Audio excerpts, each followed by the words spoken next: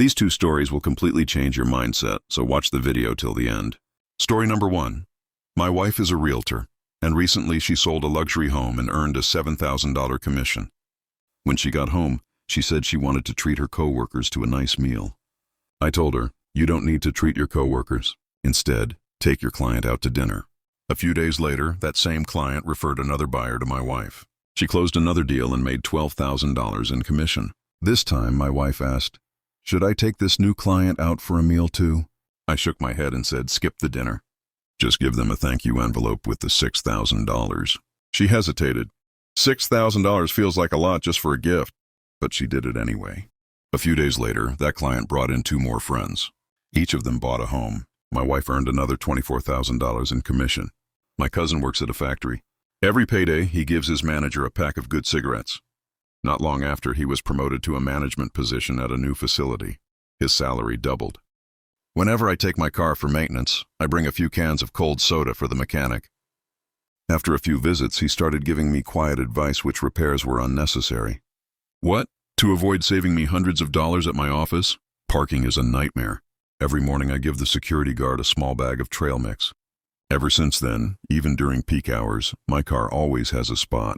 One of the most underrated secrets to success is the mindset around strategic generosity. It's an open secret, but only a few truly understand the art behind it.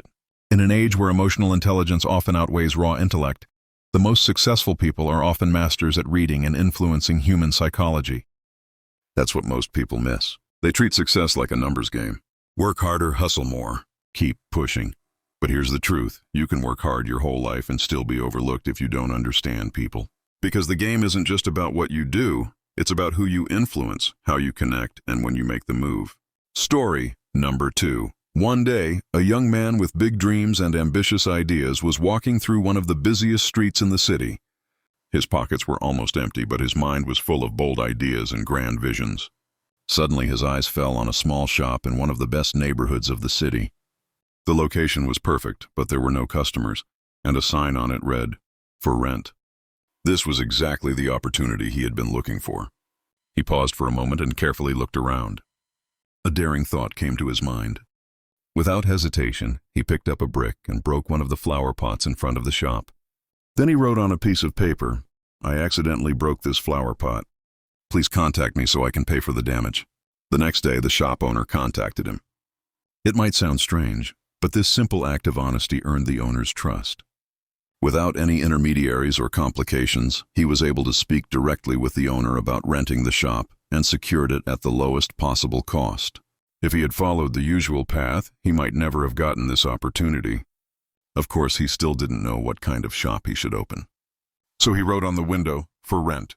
This simple action started to generate calls from different people looking for a shop.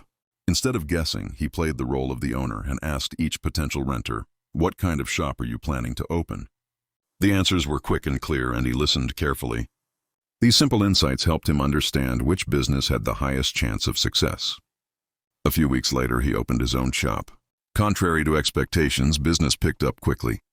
He was no longer just a shop owner. He had become someone who, with courage and smart thinking, could truly listen to the market and make informed decisions.